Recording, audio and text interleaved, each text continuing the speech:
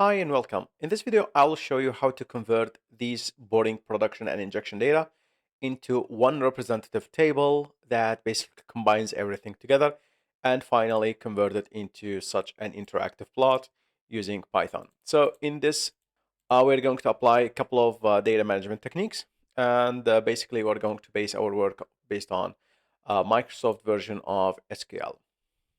So usually in oil and gas industry, the data is very scattered, and it's basically split it into multiple tables to basically convert everything into its own category.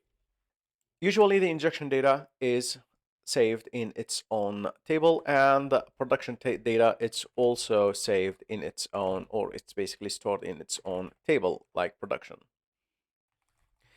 However, there is a way in order to put these together. And most of the time, the dates and the objects and the entities are not going to be aligned because, well, you know that injection and production usually start at two different time frames and time steps. So that's why we can convert them and basically combine them together first by converting these two things into totals, like total injection for the field and the total production for the field. Let me show you how we can do this, and then we will put them together. First of all, let's start by consolidating the production injection table.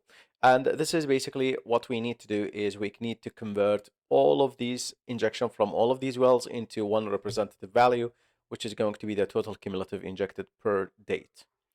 For this, we need to use a group by function. So select all from injection, and we're going to group by using the date. Why is this? Well, because the date is the function that I want to basically group on. And now we need to be very specific with the columns we want. Of course, you cannot import everything, otherwise you have to aggregate these as you're using them. So I'm going to get the date, and one quite common thing and one quite common request I get from professional people is how to count the active injectors within a specific table. Of course, you can go and implement the most craziest logic, and by creating loops and of course creating the comparison statements, but we are going to keep it simple. I'm going to use the count function, and of course you can combine count with a certain condition to account for availability of that well. So for this I'm going to count the well name, and I'm going to call this as active injectors. Okay, so I'm also going to sum up the injected water, so WING as a summation. So let's call this total injected. Run this. Now you get a simplified version of your data, and this data is aggregated. You have converted uh, monthly data into a monthly data representation for the full field. Okay, so the next step is to do the same thing, but this time it's going to be for production table. So let's take a look at the production table and let's see what it looks like. So we will select the production table, and it's obvious now we need to group by on date. So we will say group by date. And now it's time to select whatever we want. So let's get the date. Let's get the total count of producer wells. So this is going to be count of well that's going to be acting as active producers. And we're going to get the total produced oil. So let's call this as oil. You can, by the way, you can get like any number of parameters you want. You can get the water, you can get like anything you want. Let's get the water as well, sum of water, and call this as water. Now let's run the second line. There we go. Now these are the totals of your data. Of course, you can sort the data as well by ordering this.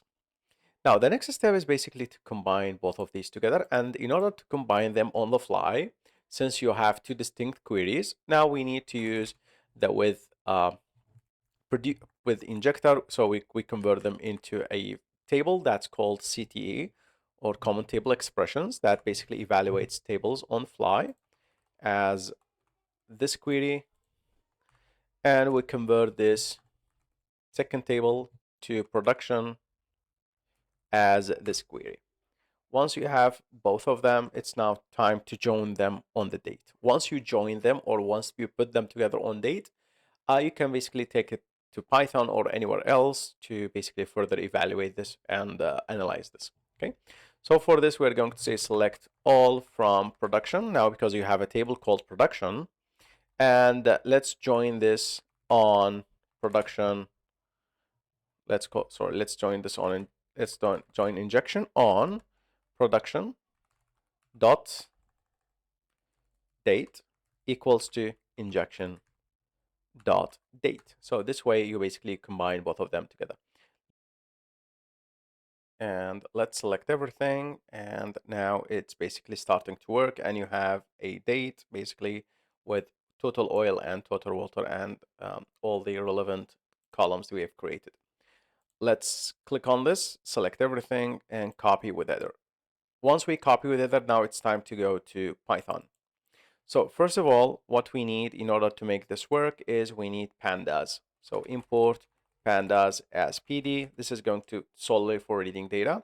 We also need a library called poly y. This library was going to allow us to plot multiple things together with ease. Okay, so first of all, let's get the data. So pandas.read underscore clipboard, because we have copied the data, and yes, it's going to make our life very easy. Run this, and now this is what the result you're looking at.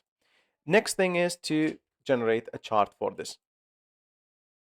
The first thing that we're going to do is to create a figure for this, and figure is going to be based on poly y make figure, and let's give this a template of none, which is a white template, just to change the aesthetic of the plot. The second thing is, well, just to add traces. So let's show the plot as the traces are being added. Traces are just the curves that you want to see.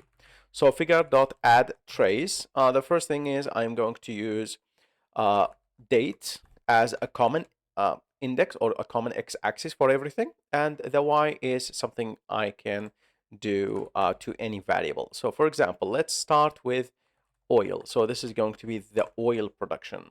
Okay, so let's give this a name, otherwise we are not going to be able to recognize this. There we go. Now this is the oil production. Now this is the first ever trace. Now let's add other traces just by copying and pasting them.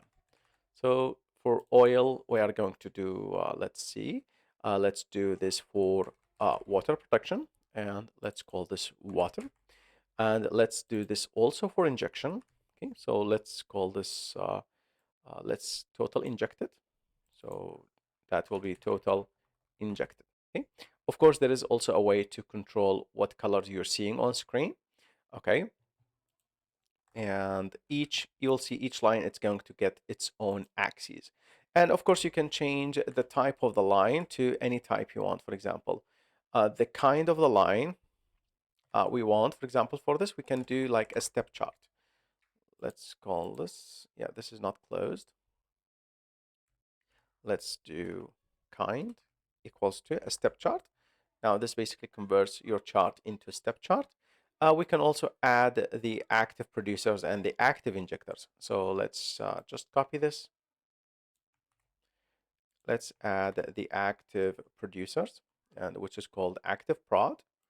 So active prod.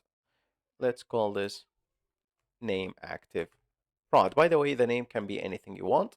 And for this, I'm going to color this like in a certain color. Let's color this as a black. And now you basically have a multi-axis chart that's basically converted and consolidated from SQL databases. Thank you so much, and watch us for more tutorials on data management and combining them with data analytics tools.